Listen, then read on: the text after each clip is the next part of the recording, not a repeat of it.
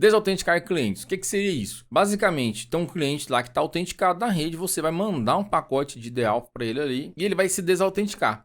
É como se fosse o seguinte, você vai falsificar um pacote no nome do roteador, o roteador fala assim, olha, desconecta aí, estou te desconectando. E aí o dispositivo desconecta da rede. Basicamente isso, esse DAlpha. E tem aqui, ó, o que o texto traz pra gente? O ataque de desautenticação inicializa as vítimas a partir de um AP e força a reautenticação. Teoricamente, se o dispositivo sem fio já está conectado em um AP, quando você faz o DAut, ele vai desconectar. E aí, por aquela configuração de conectar automaticamente, ele vai tentar conectar de novo. Se aquilo lá não tiver ativado, ele não vai tentar conectar de novo. Pô, mas por que a gente faz isso, além de sacanear as pessoas, né? De desconectar e, teoricamente, isso é uma negação do serviço, né? A gente já fez o seguinte, quando a gente faz esse DAut, a gente desautenticou, obviamente. Quando ele for autenticar de novo, ele vai capturar o handshake aqui da conexão. E aí, com isso, com esse handshake, a gente consegue fazer as quebras de senha. Além de criar uma simples negação do serviço, como eu acabei de comentar, os ataques de autenticação e desautenticação, né, são usados durante os ataques de Evil Twin, de reprodução e quebra de senha.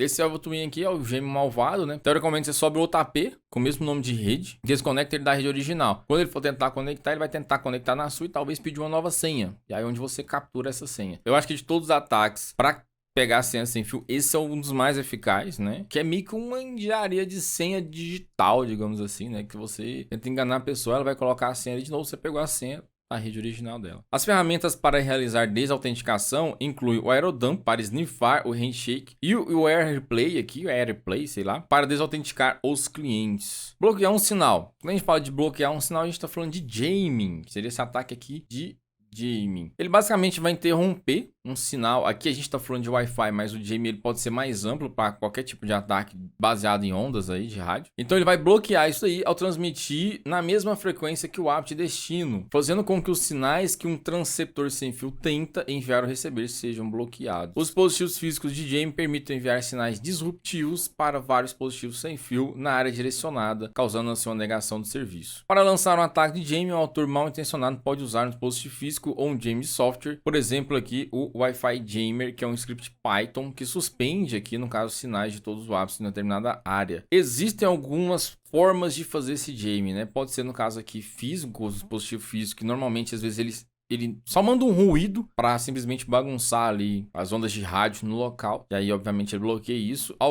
Ele lança alguns pacotes de DAlpha, então o dispositivo ali não vai conseguir conectar em rede nenhuma. Então, assim, existem algumas formas de se fazer isso, mas basicamente o jamming é você interromper um sinal, não interessa a forma. E aí a gente tem que tomar cuidado com isso seguinte, como vocês sabem, aqui no Brasil, por exemplo, o pessoal usa muito isso daí para fazer, quando vai fazer roubo, né? Em presídio, tem esses jammings e tal, e é de uso restrito. Então, se você for pego aí com um aparelho de jamming, provavelmente você vai ter problemas. Então tem essas questões de jurisdições. Nos Estados Unidos também é proibido, o material traz aqui pra gente. Então a gente só tem que tomar cuidado com isso daí, né? Tem uns aparelhos específicos que bloqueiam determinados tipos de rede, que isso no Brasil é proibido. Atacar o WPA. A maioria das redes Wi-Fi atuais usam WPA, WPA2, né? Para fornecer um método mais robusto para a prevenção de um ataque, sabe? Na prática não é tão bem assim. A força da criptografia usada no WPA, WPA2, dificulta um ataque, mas ele pode ser alcançado nas seguintes circunstâncias. O WPA ainda está suscetível a ataques de dicionário quando uma chave de acesso fraca é escolhida. Ao usar WPA2 é possível iniciar um ataque de reinstalação de chave, que seria esse key rack aqui, ou crack, enfim, que intercepta e manipula o handshake de 4 vias do WPA2. Eu basicamente já vi ataque, mais de ataque de dicionário mesmo, né? Esse outro aqui de reinstalação de chave eu não conheço. Acessar o PIN do WPS, eu acho que hoje já quase não tem mais isso nos roteadores mais novos. Não sei se foi padrão de Wi-Fi, alguma coisa que mudou. Mas antigamente tinha o WPS, que era um botãozinho que você apertava lá no roteador. E aí era meio que para facilitar a conexão. Como ele fala aqui, ó, pressione para conectar, encontrado em muitos roteadores.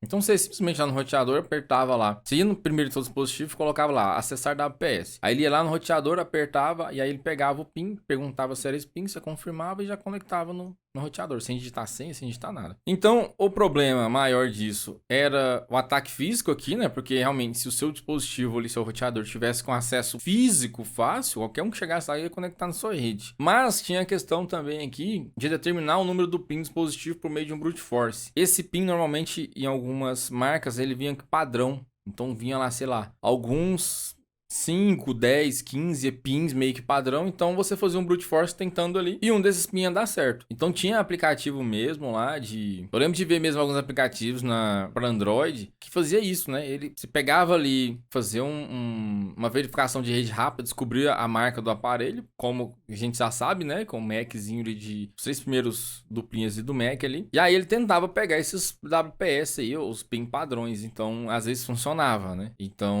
Mas isso já não tem tanto, até nos dispositivos mais novos, nem tem essa função de poder conectar no WPS, porque tinha uma questão de vulnerabilidade bem grave. Aí o texto traz aqui, todo dispositivo compatível com o WPS tem um código de 8 dígitos gerado automaticamente. O ator malicioso pode lançar um ataque online usando a ferramenta River, que está incluída no Kali Linux. Então o River vai fazer esse ataque de WPS. Muitos fabricantes têm mecanismos de defesa integrados contra esse tipo de ataque. Se esse for o caso, o autor mal intencionado pode optar por lançar um ataque offline chamado por Pixie Dust, usando a ferramenta Bully. O Bully aproveita como os roteadores geram números aleatórios. Se um roteador usar um valor null aqui, todo zerado, ou o carimbo de data e hora do valor atual, você provavelmente poderá iniciar um ataque offline. Lançar um ataque on-path ou de retransmissão. Então, assim, aquela parte do WPS lá, tem tempo que eu não vejo algum roteador que tenha acesso a isso aí. Os Androids também mais novos não tem nem opção de você conectar com um WPS. Então, assim, teoricamente, uma vulnerabilidade já que foi superada.